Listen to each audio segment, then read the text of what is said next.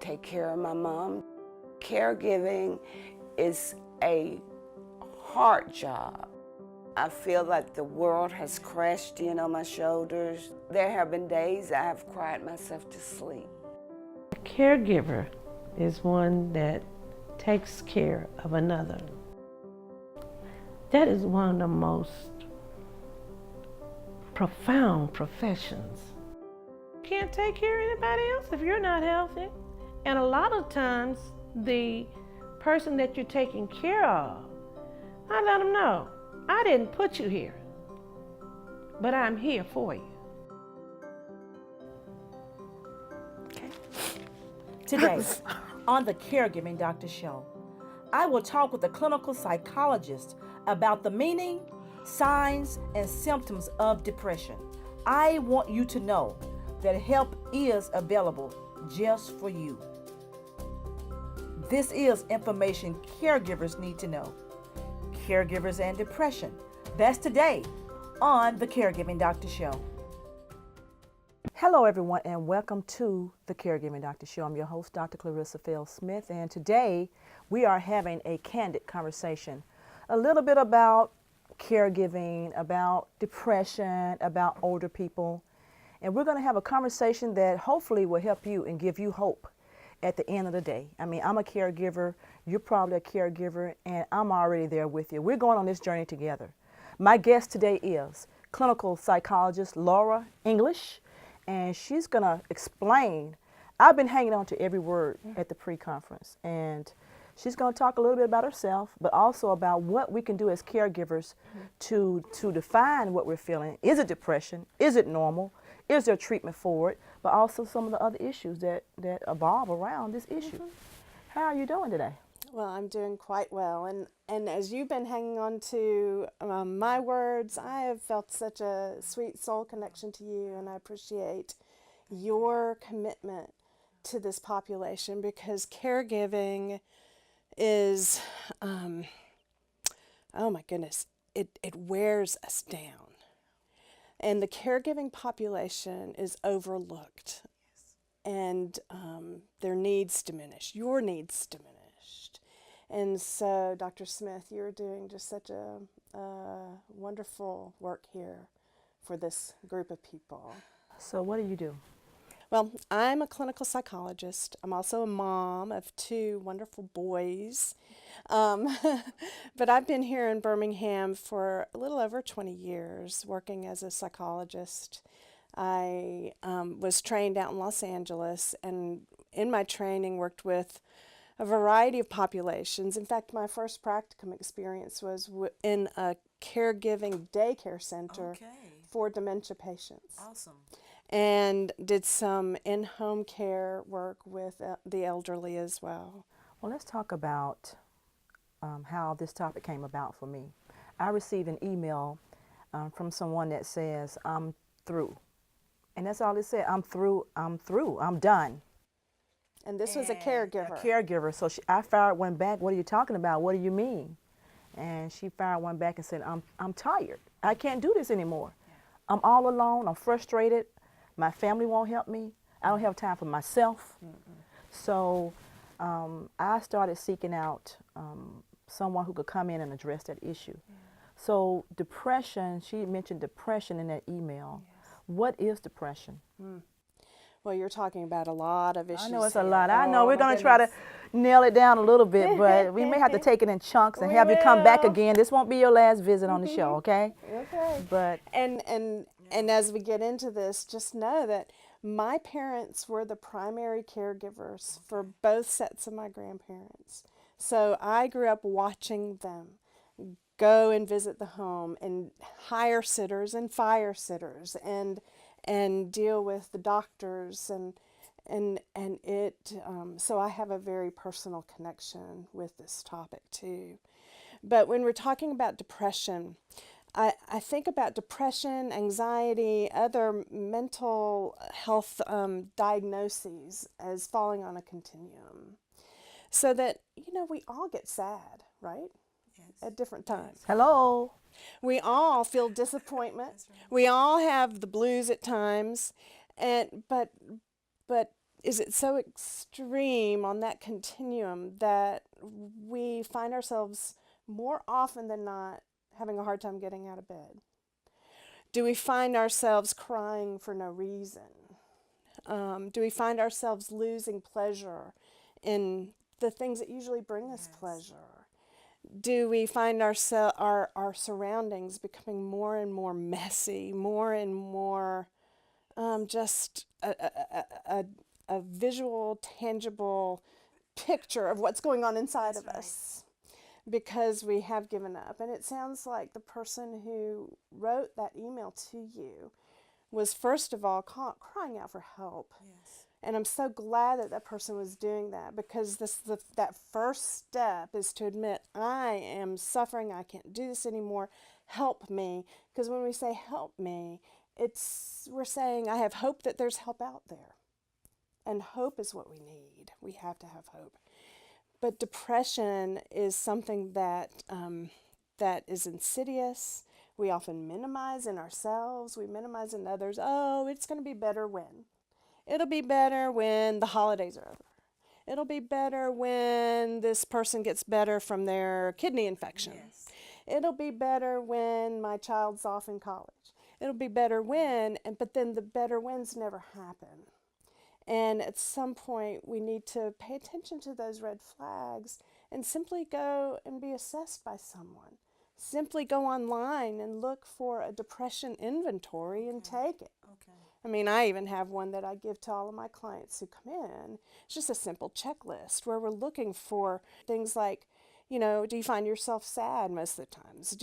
Are you losing, like I said, pleasure in things? Are you feeling apathetic? And certainly, do you find yourself thinking about death? Do you find yourself thinking about ending your life? Do you even have a plan for that? And when it gets to that level, we're talking about a crisis, true crisis, an emergency situation where someone needs help right away. So, for the most part, we don't have a lot of resources out here for caregivers. That's something that I'm hoping will change. Yes. And we'll be able to get reimbursement Yes. in the future. But burnout, I mean, where you're feeling numb, you're going through the mundane, routine tasks, Yes. and you're just going through the motions every day. One of the things with burnout is that we're talking about anger too. What do you mean? I mean, depression can take on a lot of faces. And when we feel that we are depleted and don't have anything to give, then when someone needs something from us, we respond maybe passive aggressively by putting up a block. Maybe we get angry and stomp out of the room, or our irritability goes through the roof and we take it out on other people. More with Dr. Laura English, clinical psychologist, in a minute on the Caregiving Doctor Show. Don't go away. Don't go away. Passionate, loving, caring, nurturing. Looking for quality child care for your little one? Caregiving Kids Academy believes that precious little ones should have the best care. From 6 weeks, pre-K to after-school care, we're with them every step of the way. Now enrolling. Caregiving Kids Academy. Little leaders, big hearts. A modern retirement plan is needed now more than ever. Consider the new Safer, Smarter Reverse Mortgage as a way to supplement income and gain financial security. Call Alabama's reverse mortgage guy, Scott Underwood, with iReverse Home Loans with your questions or to request free information.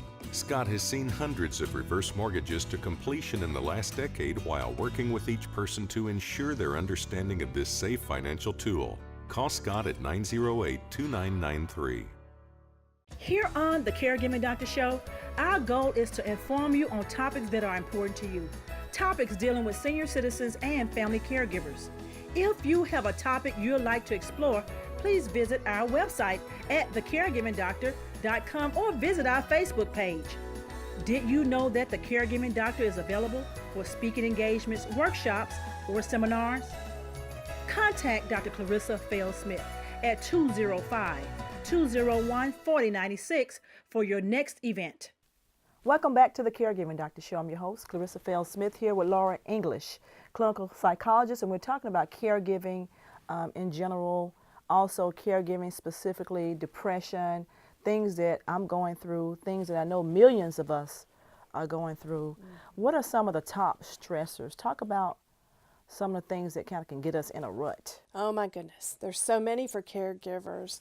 I mean, the first thing is that you're watching your loved one decline, and that brings up grief, that brings up conflict, and you may even be taking care of a loved one that you haven't had a perfect relationship with all your life.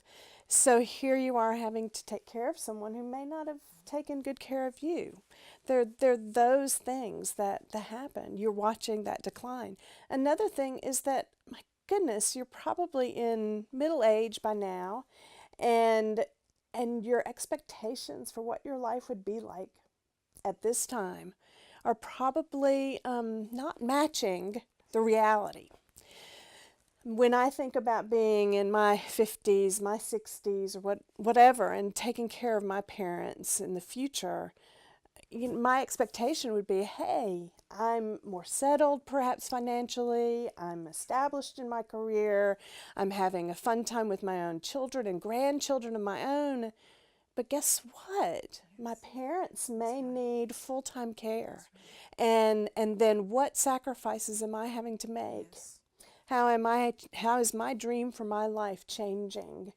And health decline. Oh my goodness, health decline. Health decline of my own, health decline of theirs, so that my energies, my time is being pulled in so many directions. My hopes and dreams are having to be put on hold. And I become more isolated too, socially, because maybe I have to be with my parent or sibling or someone to take care of most of the time. What about siblings? Yes. Okay. Then we've got family dynamics that often explode to the surface when we're talking about dealing with declining parents. We're talking about siblings who want to have nothing to do with the caregiving, siblings who want just to put them in a nursing home, siblings who may be more concerned about the estate or the money. And then you're trying to expand and extend the quality of life for your parents by keeping them in their home or letting them stay with you. But then you have this intruder on your space. We all need space. We need time away. We need to have our own hobbies. We need our own lives, and they can't stop. And if we feel like our lives have ended somehow, and we're having to manage unmanageable people, then we can become so apathetic and depressed more quickly than not. Because there's also a biblical side to this. And I haven't really attacked it yet, but the feeling of wanting to please God and obey that fifth commandment. Do the right thing. And take care of those who care for you when you can take care of yourself. Right. And I do believe personally that there's a blessing in it. Yes. Okay. I do believe that we need to use and make sure that nursing home is the last resort. But in the process of all that, it breaks you down when you don't have support or you have no one to listen to you. Yes. And that is so important. It is so important. You know, as I watched my mother take care of my grandmother in our own home, my dear grandmother, whom I love so dearly, who was very independent, in her 90s even, reading books every morning and watching C-SPAN. She was into politics. It was wonderful. But my mother had good boundaries. My mother knew that if she didn't go and work out every day, that she would not be feeling well. She would not have the energy that she needed to take care of my grandmother and the house. So she would have a sitter come in to the house for a certain amount of time each day so that she could go out, run errands, not worry about my grandmother and her being okay. She could go to Medplex and work out. She could go and to her Bible study. She could go and be with friends. She could continue doing some of those activities. Respite. That was respite for her. Yes, it was energizing. We have these tanks of energy, and there's just so much there. And if we are not putting into those tanks things that energize and feed our souls and our bodies, if we're not taking care of our own physical beings, then we're setting ourselves up for burnout. And not to mention sleep. Oh my goodness, yes. Okay, I mean, I need now in my old age, I need about... Your old age? Yes, in my old age, I need about, if I don't get about 7 hours. Yeah. Well, I'm a nap person personally. What? Oh, How do you have time to take a nap during the day? They say they're good for you. That's They what research. are. So I fit one in whenever I can, just a little bit. And then sometimes I'm a night person, and so I like staying up at night and doing my own thing when everyone's asleep, hopefully. So the top stressors, okay. Yes. If you Going look at back that to scale, that. yeah. Death of a spouse. Oh my goodness, yes. Okay, and divorce. Divorce. So if you got all this stuff going on along with And loss that, of jobs. loss of job, income, which affects the caregiver. Yes, any changes in jobs, any change, whether it's for good or to the bad, however we evaluate change, is going to bump up our stress level. Even vacations. What's Or a on that. vacation? What's that? Yeah, because you have, okay, right. because I haven't, because Caregivers, look, do you go because on most of us are workaholics. I mean, if you're Yes. taking care of mom and dad, most of the time you're spending, hours running errands, and then you forget, oh, I forgot, I got to take a shower myself. Oh my goodness. Oh, wow. Good idea here. Going to the grocery store and people are avoiding you, huh? And you're like, what's wrong? Oh, that's right. And it's not a resentment in my case. It's not a guilt feeling. It's just an overwhelming. It is. Too much. Will I live long enough to be able to be there for my own children? Exactly. Okay. If the life is sucked out of me.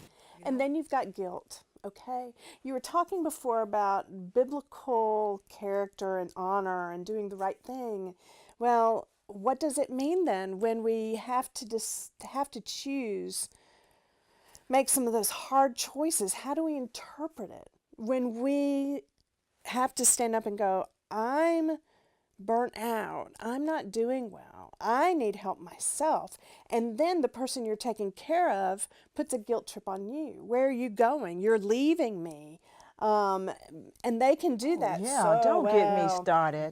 Don't get me. I mean, yeah. Come on. I don't like this sitter because Or they're not pitching good. one to another, Yeah. pitching one child against one sibling against another, right.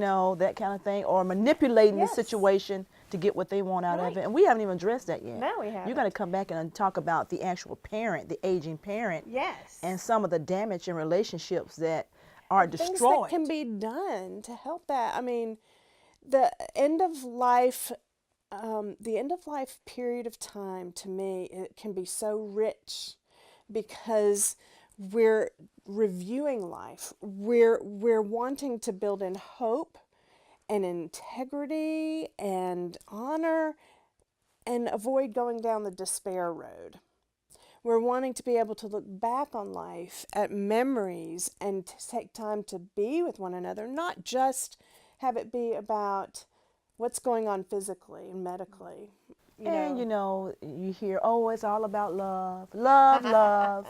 If you love this person, you'll do that for them. If you love. That's where the guilt comes in. Because on a daily basis with the mundane of life, there are just some very basic things that we have to do. I'm thinking about the passage in Philippians that talks about don't merely look out for yourselves, but also the interest of others. But we caregivers tend to forget that word merely. Yes. But even the Lord knows, and we see it through Scripture, that we have to take care of ourselves first. There has to be an honoring of ourselves as children of the Lord, as worthy of care ourselves. And when we're secure in that, then we can give out of fullness and joy and be able to have the strength to set good boundaries so that we do not go down into the depths of despair by ourselves and are destroyed. When we come back, solutions. This show is about solutions. What can we do about it? I mean, what do we do? What are the steps that we can take? The hard And I'm going to be listening because I'm going to be taking your advice as well. We'll be back in a minute on the Caregiving Doctor Show. A modern retirement plan is needed now more than ever. Consider the new Safer, Smarter Reverse Mortgage as a way to supplement income and gain financial security. Call Alabama's reverse mortgage guy, Scott Underwood, with iReverse Home Loans with your questions or to request free information. Scott has seen hundreds of reverse mortgages to completion in the last decade while working with each person to ensure their understanding of this safe financial tool. Call Scott at 908-2993. Passionate, loving, caring, nurturing. Looking for quality child care for your little one? Caregiving Kids Academy believes that precious little ones should have the best care. From 6 weeks, pre-K to after-school care, we're with them every step of the way. Now enrolling. Caregiving Kids Academy. Little leaders, big hearts. Welcome back to the Caregiving Doctor Show. I'm here with Dr. Laura English, and we're talking about depression and caregiving and what we can do. What I would like for you to do now is just give a general summary. I'm sitting on this couch. Maybe I need to stay on this couch a little bit longer after the show. But we need help. Help us. Help ourselves or help us. Yes. Oh my goodness. Of course, if it was an easy solution, you all would be finding it. You all would be going to it. Unfortunately, we're talking about hard work, more hard work. And the hard work is about saying no. It's about setting boundaries, even with siblings, with people who are pulling at us. Yes. Even sitting down and writing out, thinking about, okay, if my life is a business, who's in my boardroom? Okay? Who would be at the head of the table directing things, and who's around there telling me what I'm supposed to be doing? And realizing that you have choice. Even though you are making these decisions and taking on the caregiving responsibilities, it does not mean that your life ends at this point. It means that you have to shift gears. You have to find people who are going to be supportive of you. You need to stop listening to those who are not. Find at least 1 or 2 people who are trusted people in your life that you can call up in a moment's notice and say, hey, can I talk to you for just a second? You've got to have people to listen. When we have even one person in our lives who cares about us, and we know they care about us, who's validating our pain, who's in the pit with us, willing to go there and just listen, it makes all the difference in the world. What we have to avoid are people who want to fix us. Fix us, fix the situation. There's a big difference between coming in and evaluating a situation and working with us to come up with solutions or help. No, they want to do all the talking and give you all the suggestions, and but they don't want to help. They don't want to help. Yeah, they don't want to help. Yeah, well, you should, and you should, and you should. Yes, it's like that is not what this season of life is about. It needs to be about teamwork. It needs to be about saying, I like doing this, I don't like doing this, this is what drains me, so let me try to find someone else who can do this for me. I need to get out and have free time to go work out, or I need to have time to go take art classes. I need time to do things that feed me. So for these little chunks of time, let me find someone to come in. So selfish. So a lot of caregivers, you said selfish? Selfish. Yes, it's all about you. And if it's not convenient for you, you can't help, and you only want to schedule it when you can do it. It's just, and also I think siblings are selfish in a lot of cases. They want to put all the work on one person. Okay, yes. Don't get me started. I'm not going there today. Don't go there. That's for next Don't go session. there. Okay. You know, when I became a mom, I realized how selfish I was. You know, when I had that infant who needed me 24/7, and I was his source of everything, I realized how selfish I was. I realized how I wanted to sleep when I wanted to sleep. Yes. I wanted to do what I wanted to do. But oh my goodness, how much I delighted in this child. There's no way I would have not sacrificed for him. And I grew, and we grew together. Taking care of a parent is different. You're talking about an adult who used to be independent and still wants to be independent. And we'll fight And for is that stubborn. independence. Yes.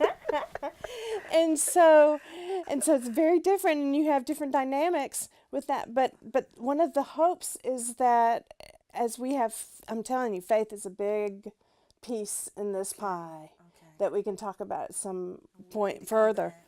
But having hope that there is purpose in all of this, and that this is not how it's always going to be, that we can continue to take care of ourselves.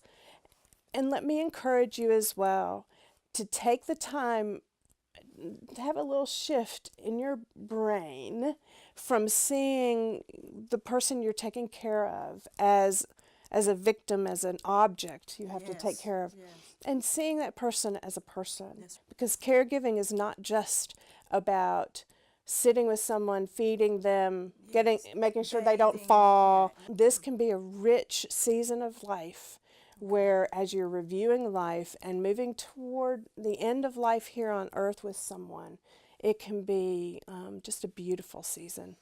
Dr. Laura English, clinical psychologist, here on the Caregiving Doctor Show today. Don't forget to find me on Facebook, thecaregivingdoctor.com. And you can email me. Email me. Go to my website. You can email me as well. Send me an email and give us some feedback on how we're doing.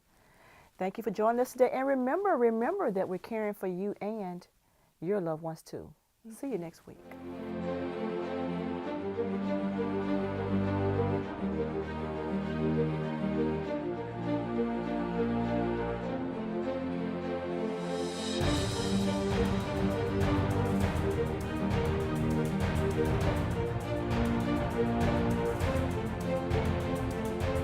Today's show is brought to you by Caregiving Kids Academy, Little Leaders, Big Hearts, Scott Underwood, the Reverse Mortgage Guy, and Alabama Reverse Mortgage, Sandra's Designer Closet, and Lewis Harper Jr. and the Harper Insurance Agency.